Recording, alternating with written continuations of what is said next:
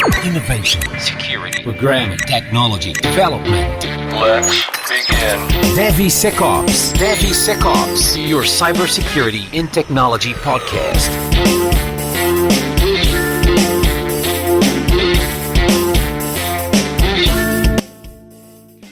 Hello, everyone. It's a pleasure to be here one more time. This is Cássio Pereira talking here. Today, we have a very nice guest that will be discussing about runtime application security or runtime application protection, whatever you feel comfortable for you. Just before introducing our guest, it's worth to mention that this is the fifth season already. We have more than 150 episodes. So please go back to the first, second, third, fourth season. You have a lot of nice content there. Portuguese, English, you can find a lot of things. Also mention that DevSecOps Podcast has the partnership with Nova 8 and Checkmarks. So feel free to reach out to our the website. Also on the YouTube description video, you have all the links here. Checkmarks is one of the leaders in code scanning.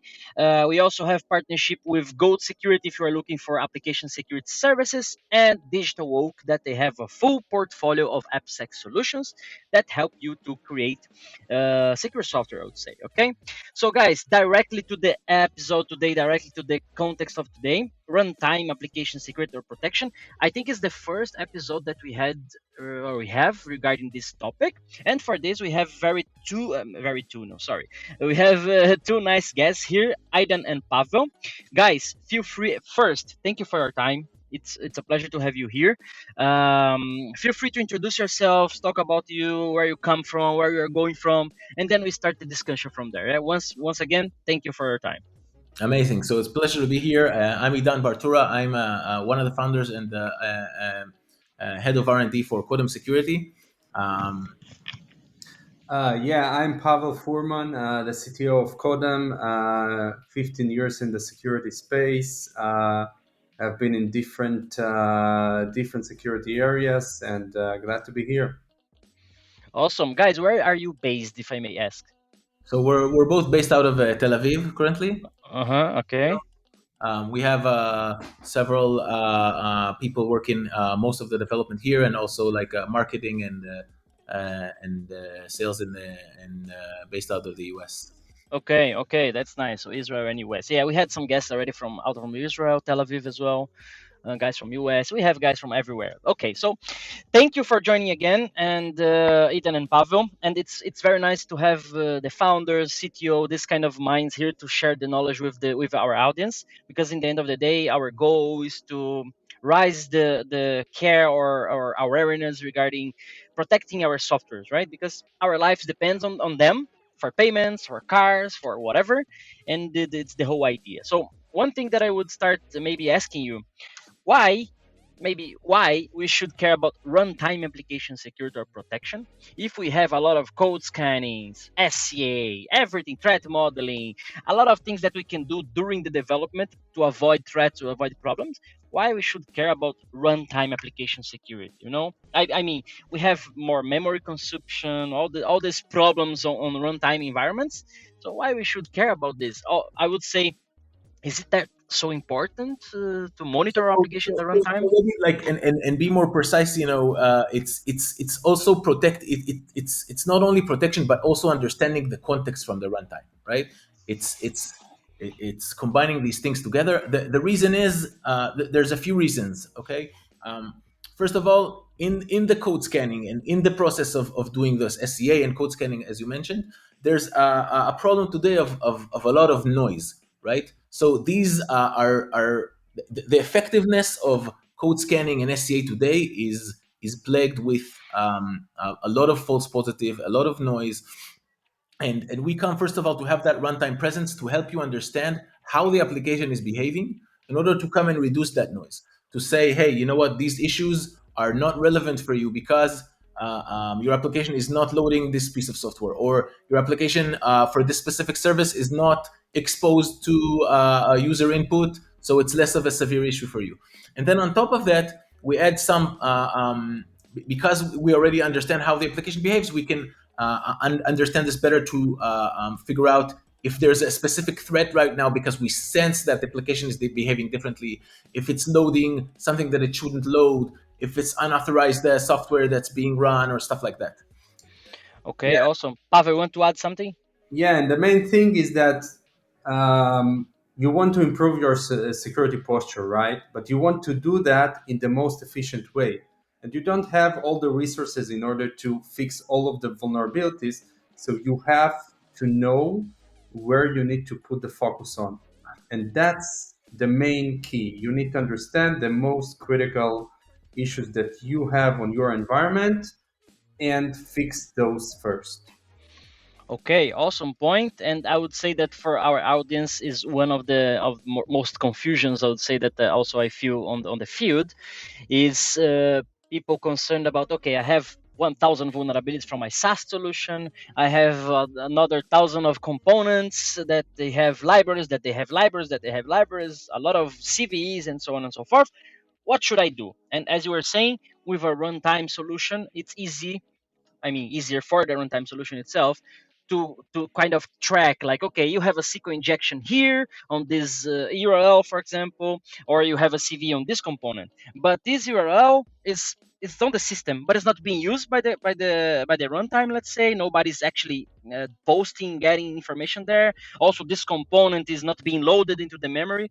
So this is kind of as I think Pavel mentioned, like a focus. Okay, this threat might be there, but it's not actionable, right? I can look to this after, but let's focus on something that it's kind, as Eden mentioned, what is the real threat, what it's already being used today for the application. Okay, that's very nice. Maybe another question is, what do you think about WAF? It makes sense that you guys compete with directly web application firewalls, or no? I should have a WAF on top of my application protection plus the runtime, or the question makes sense at all? Just I would Yeah, say that yeah, it's yeah. some And I'm sure confusion. Papa will have something to add. But the way we see it is with WAF today, and WAF is becoming a necessity also because of compliance and also because the protection it provides. But the problem with WAF also is that you're sometimes blocking and basically you're blocking issues that might again not pose a real threat for you because we are able to understand exactly how how the if okay, I'll put it this way. WAF Mhm. is sitting on the perimeter, right? So you're looking at the input directly, and then you're saying, hey, I'm going to block this or allow this. But if you understand exactly what's going on inside the application, then you can understand for a specific input if it's going to actually pose a threat or not, even if it's it's possibility that it's not that a normal WAF would block. But because you understand how it's impacting you, you can understand that you can allow certain inputs to go in because they don't actually pose a threat, and then you're making your WAF much more effective. Okay, I Mhm. hope I got the message right correctly. Yeah, Yeah. and adding on top of that is all of us are afraid from 0 days, right?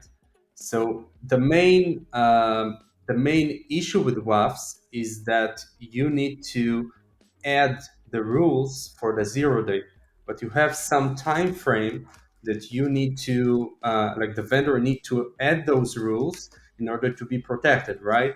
But if you have some more east-west protection and being able to monitor your internal services and not just the perimeter, you are able, for example, detect an SQL injection that is happening inside one of your internal services and being able to catch that even when the WAF is still haven't been able to identify the new attacks that are coming right now. So this is very, very important in that aspect as well.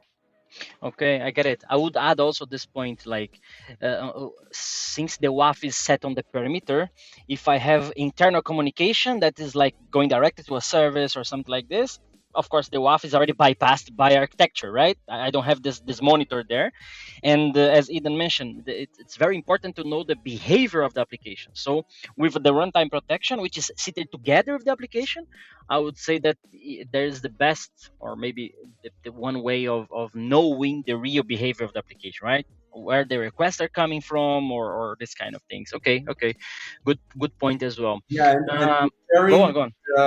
to your idea about combination, combination of WAF with runtime application security testing. So you are able to combine that by identifying the internal threat, and then you can send a command to the WAF to drop the connection, and you're being able to stop additional attack attempts, and of course the attack that is being happening at the moment. Okay. Now I want to bring the discussion maybe to a kind of a more architecture level. And I suffered already from the past by trying to implement a WAF for 6 months. Didn't work. I left the company. Hopefully they managed already after a few years, but it was a huge problem. But anyway, my point here is when we're talking about the runtime application protection, testing, whatever, I assume that you have some kind of agent, some kind of monitoring together with the pod or together with the web server, something like this. And when you talk about, for example, WAF or SAST or other kind of tools, they are kind of around the application, not exactly with the application on the server and this kind of things. This makes the deployment, I would say, or the whole architecture kind of more complicated, right? Okay, I have many pods on Kubernetes, so each specific pod, I need an agent. When I talk about SAST, I just need to scan the code base or the SCA or even with a WAF, for example, just, I don't know, mirror my domain, my request there. So what you guys would bring to the discussion, like it's worth to have this more effort on the architecture side to implement, to install runtime monitoring in exchange of, okay, just put, as I said, right, just put a WAF here or things there. I mean, I know it's more work. I know it's a bit more tricky. And why I'm bringing this? Because I know that developers, DevOps, they are trying to avoid more things that are not part of their day, right? And when we come with security things, they would say, oh, one more agent, more memory consumption, more things to take care. If the application breaks, it might be this. They will blame everything, right? So what you guys say, like, no, it's easy to do, it's seamless to do. How you bring this So, question? so it's a great question, and it's good that you raised it. We put a lot of thought from the beginning on how to do this without impacting the application, how not interfering with performance too much. So and the way it works is basically today we're utilizing several technologies. One is eBPF. We're also doing memory analysis. These technologies enable us to not be part of the application. So we're not instrumenting, we're not injecting anything to the application itself.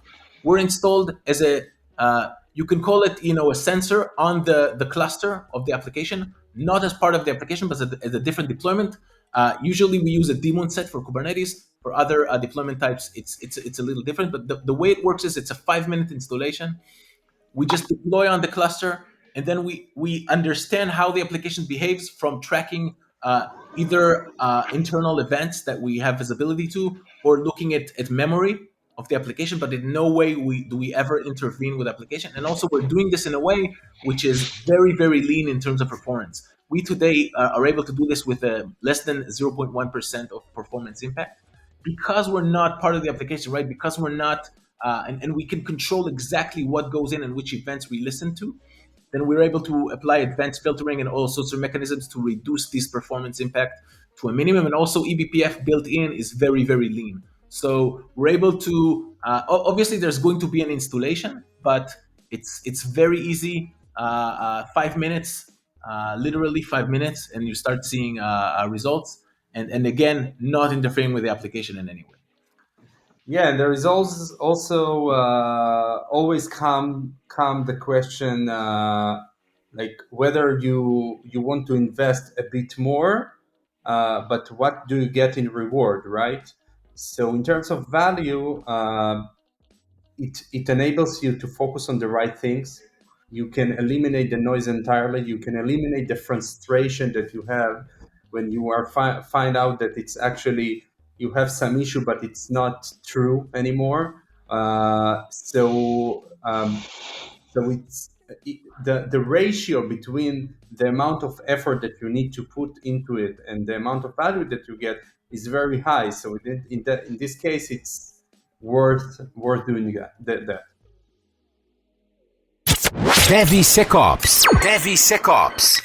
That's nice. That's nice. And now moving forward on the flow of my imagination here, I assume that when we talk about runtime protection, I assume that we block something, right?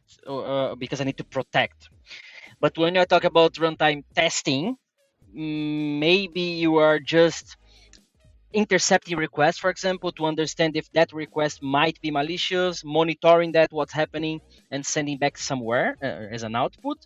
Or also testing kind of proactive, I would say more or less like a dust, like scanning the application and so on. Do you guys position yourselves on the three scenarios? One, two, fourth one? How does it work? So, if you're looking like on the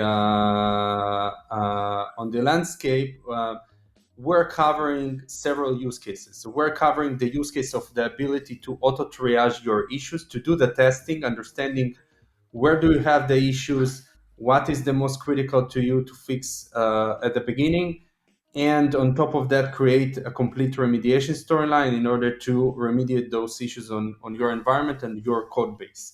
The second thing is, how do you see the application, identify security flaws, and do hardening actions on top of it. If you are, for example, have some bad practices on your environment, or for example, using secrets on places that you don't need to use, how do you fix this at the first place before someone is going to utilize that and create a harm to your organization? And the third thing is the ability to detect a threat in real time, right? And being able to prevent that from being exploited on your environment. So this is also the use case that we're covering, and we're covering that by the main thing is that all of that is based on the visibility that you have, and you can build on top of the visibility all of those capabilities. So if you provide the sensoring capabilities and you are able to see for every service what is really happening, you can build all of those capabilities on top of that, and that's exactly what we're doing. Okay, I get it. I asked this because I imagine some scenarios as well, where the teams want to like we are building a product that's perfect, but before I go to production, before I release this, I want to make sure that I am safe. And I would imagine, like for example, I can run a dust, for example, to actively scan the application, to have some landscape overview about my vulnerabilities or problems that I might have that I want to fix before, right? But once I go to production, then I would have this runtime protection that okay, I make sure that whatever is happening there, I know. But before, during product phase, I would say maybe I don't have the whole visibility of threats that I would have in production environment, right? If I'm not running pen testing on a staging environment or this kind of things. So you think the question is, you believe that a dust, a pen testing, or this kind of things, they are complementary to runtime protection? How you understand the point, right? I want to make sure that I tested everything before I release, right? I think that one of the things that is nice about this is that you don't have to run it only on production. You can run this on staging as well, and then you can test the application behavior before it's actually promoted to production. Mm-hmm. But also because we are looking and we're talking about runtime a lot, but what we also try to do is propagate or correlate the findings that we get from runtime to the code side, and then Mm-hmm. we can understand, and if you put in a new change in, because you know how the application behaves, you can discern certain ways that of the behavior on the change that you're currently entering, even though it's still in the code level. Take the value that you bring from the application behavior to that, and then understand if you put in or you're using a new library, you know the behavior, and how the behavior is going to be, and understand from the application behavior on the risks that you put in on the new code that you're about to enter. And then again, you can also test it in QA environments and testing environments and staging environments before it's pushed to production.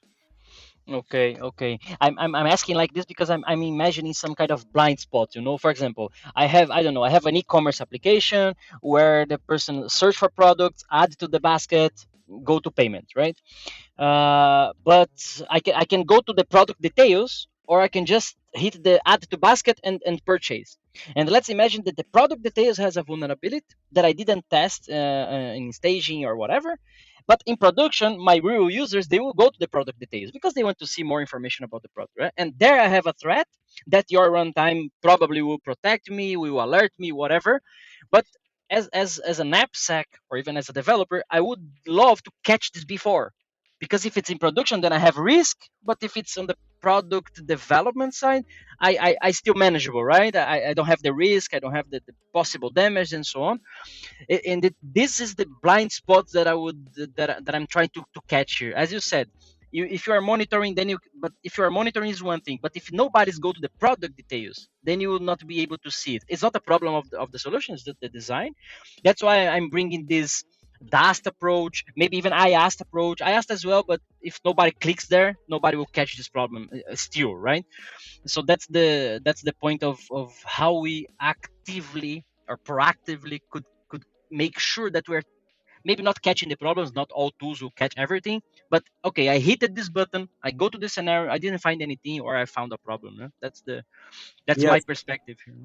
Yeah, so referring to what you said, of course, you would like the main goal is to identify the issues as soon as possible, right? If you are identifying them, like even at the beginning during coding, you have more time to fix them and eventually prevent from the risk being entered to production.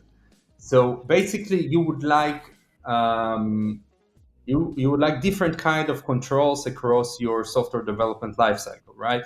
So you would like to scan your PRs, you would like to do testing, as you said, you would like to do monitoring in runtime to pretend to prevent threats and stuff like that. Um, so to refer to what you said, what we do two things. One is that all of the monitoring is continuous. So you're correct in the sense that whenever something new happens, we're reporting that immediately.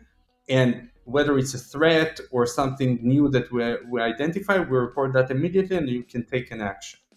The second thing is that we take all of the runtime context that we have and propagate it to development stages. So what do I mean by that? We take all of this and then apply that to the code that you have and uh, uh, and combine that with static analysis in order to understand how your code would behave with the new changes. So with the runtime that we already know and with your new changes in order to cover those issues. So of course, on those cases, you won't be able to tell for sure that it's going to happen, right? Because you only can do that in runtime when it's actually happening, but you would be able to say that the likelihood of this happening is much more higher than just looking on some arbitrary code that you have. So that's basically the approach. Okay, this is the attention sign, because once we had some comment from our audience that someone got, because they were driving and they got lost because they were too entertained on the episode and so on, that they got lost, and they were, I think, in New York or something. That you got lost on the traffic jam in this kind of cities. It's terrible, right? So if you were lost, stop now, check where you are, come back to your track, and keep listening. Yeah. Okay, guys. One more point on our flow here. It's regarding alerts, maybe vulnerability management, and those kind of things, right?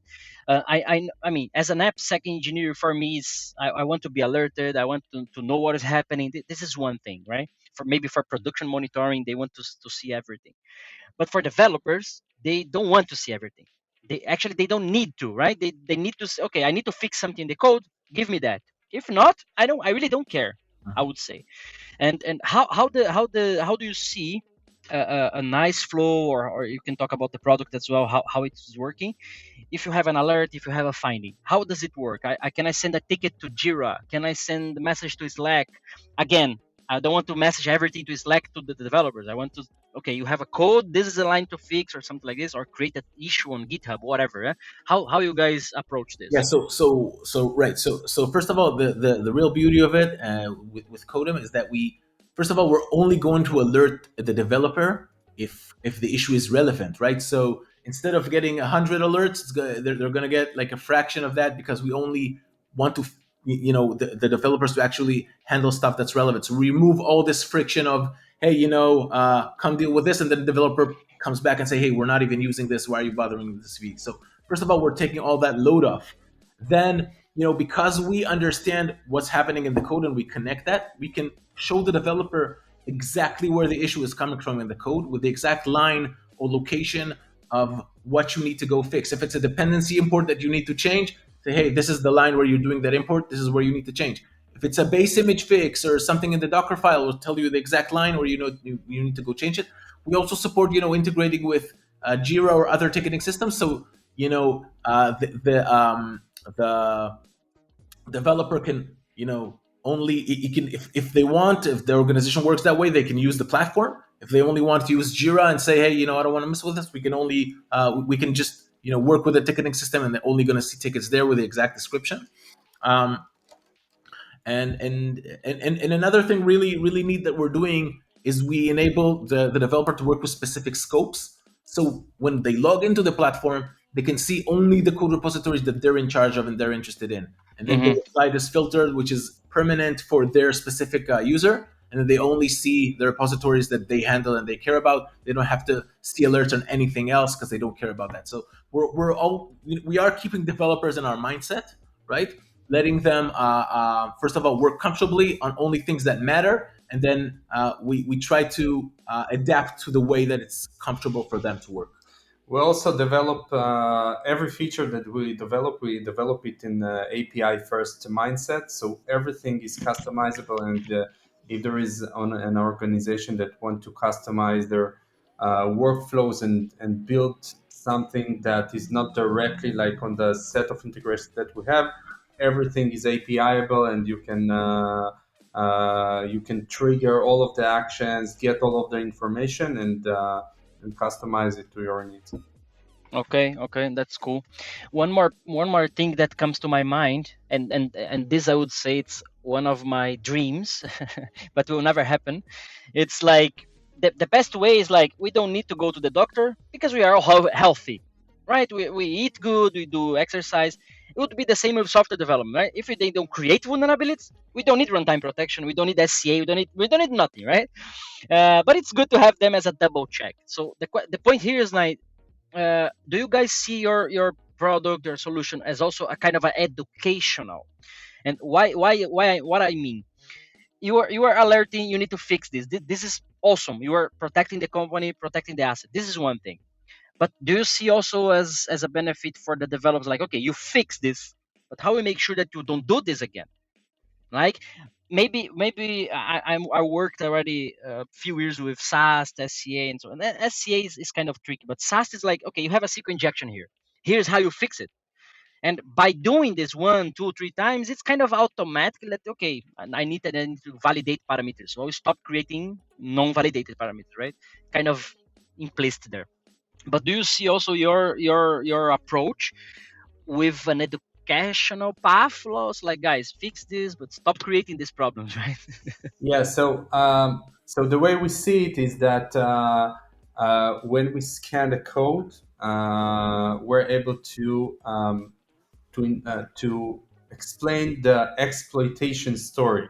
So this is something that should help the developer understand that if he's going to write it this way, it's going to have some impact on the system, right? So we're explaining what is the problem with the current code, how you should fix it, and why is it fixing it. So this is very important, and it's something that is that it comes as part of PR scans that we're doing, and also IDE plugin that we plan to add very soon to the product. Um, but I would like to say, I don't want to break your dream, but we need to understand that from a theoretical perspective, uh, it's not really possible to detect everything.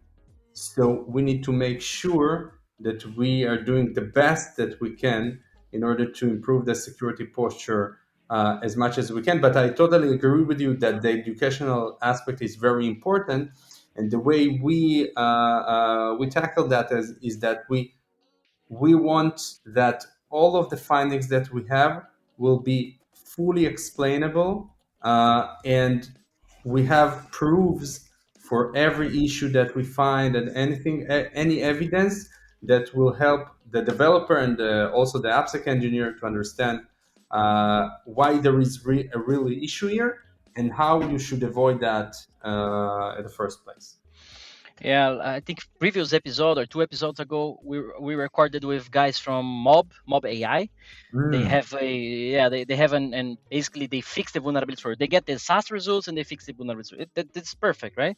But I was also asking this for them, like, okay, do you help us developers to learn to don't create? And it was interesting answer, like, maybe not. Maybe the developers will never learn. They'll keep creating vulnerabilities. Part of their job is like this, and we'll be there to fix. I, I agree, not agree. It's the same with doctors, right? We can eat healthy, but there will be point in life that we will all be sick, old. We need doctors, right? So Yeah, I'm still accepting this. and it's also important to note, even if you get developers, especially with SCA, right? Even if the developer is doing everything and checking all the vulnerabilities in every package that he imports, a new CVE can come out, and then you have risk, and you need to make sure you're continuously monitoring for the risk. So it's always going to be, you can educate, but it's always going to be a risk. You're always Yeah. going to be, monitoring and seeing that everything's after that. Even software that's already deployed, you want to keep monitoring that no new risk is coming in. Yeah, I agree. Maybe one more question, and we can go to the end. I remember once I was working in a company. We were kind of doing kind of SOAR. Like I was checking the AWS APIs. If someone created a EC2, for example, open to the internet, then my script was just alerting and changing the security group. Like simple things.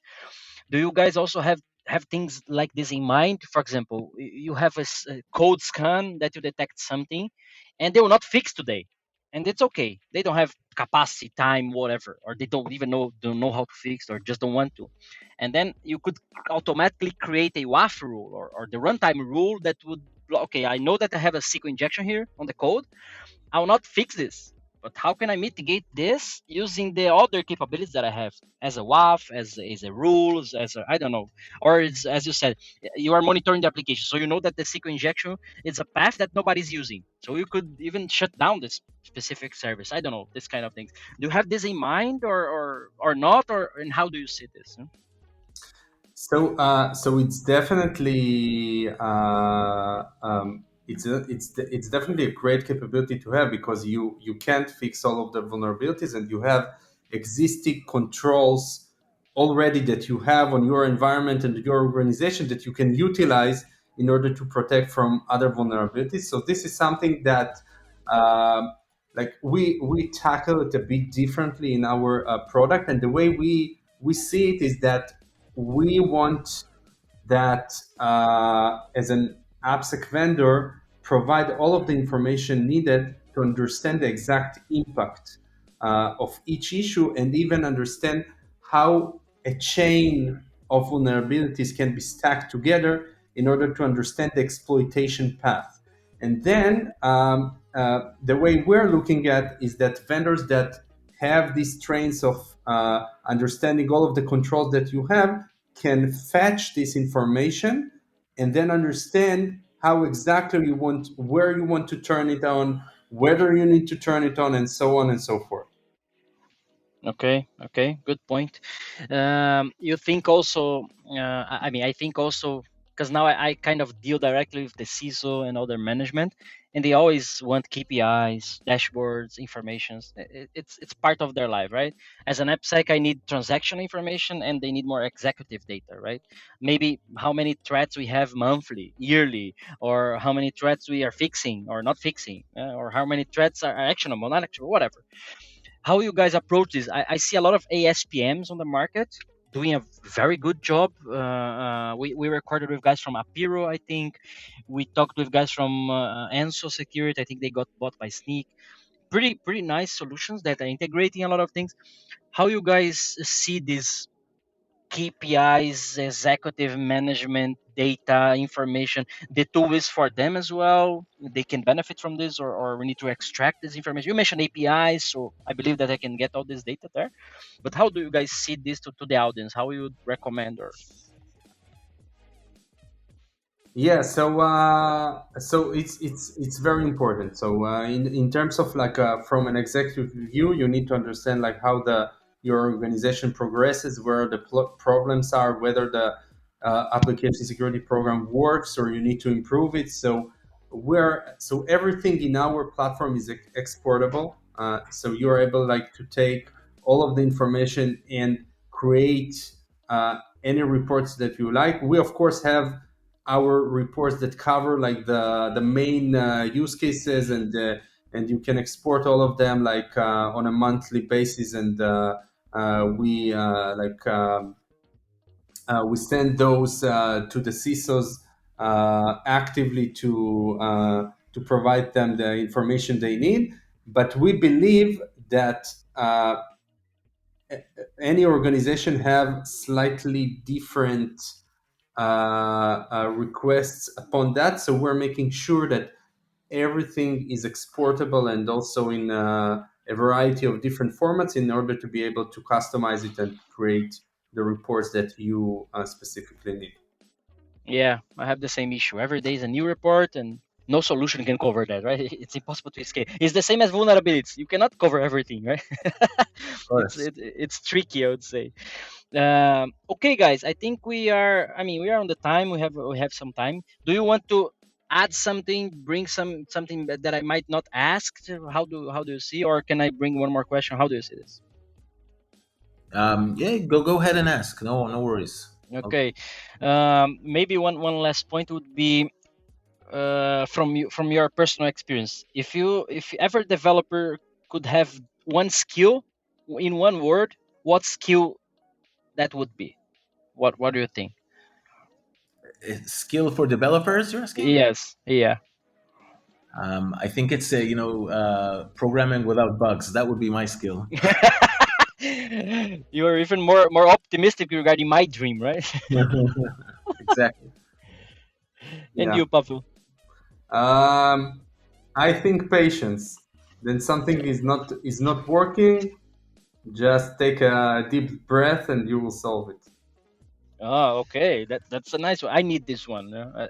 As a father, as husband, I need patience all the time. Okay, good.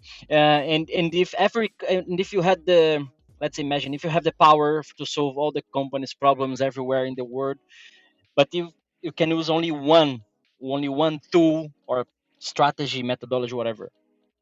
What do you think would be like SAST, SCA, runtime? I don't know, threat modeling. What you would do to everybody to be secure? Only one thing. Mm. That's a And tough one. and you can say I use think, Kodem security. yeah, obviously use Kodem, but I think that at the end of the day, and this is where we're trying to go at, is building a platform that combines all these tools, into one place that will give you, if we're talking about application security, it'll give you one place where you solve all your application security problems and try to consolidate that, because there are a lot of tools today, right? And to be frank, to answer your question, I don't think that one tool is enough to solve all these issues. So I think building a platform that combines these capabilities is what you need to keep your company or your application, in this case, secure.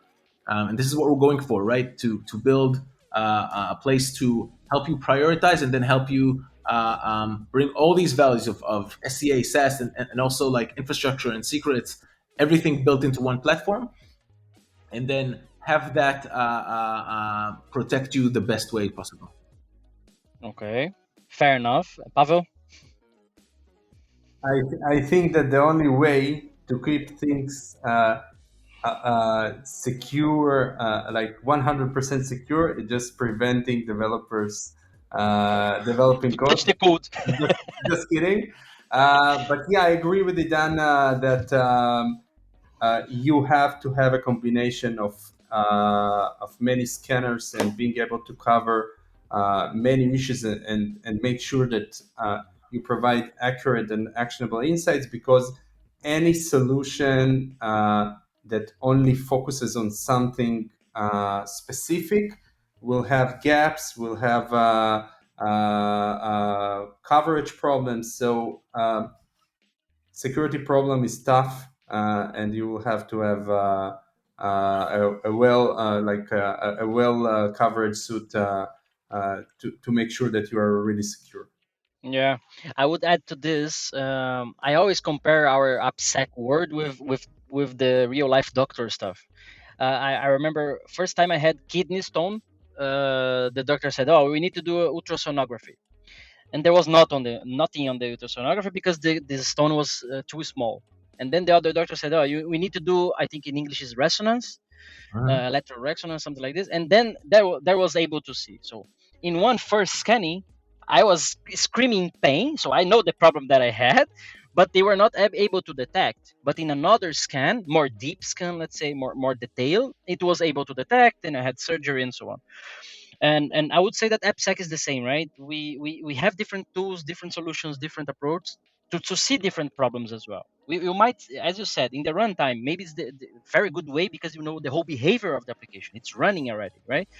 But you also have the SCA, SaaS, the threat modeling stuff, like requirement stuff, things that we can care before the whole cycle starts. Yeah. Okay, guys, thank you for your time. You want to send one last message, send kisses, hugs to someone? No, just say it was a pleasure to be here, Casio, on the podcast, and hopefully everybody learns and keeps their code more secure, and and that's it. Sure. Pavel, last message. Yeah, pleasure to be here, and let's keep the world safe. That's the main. Cool.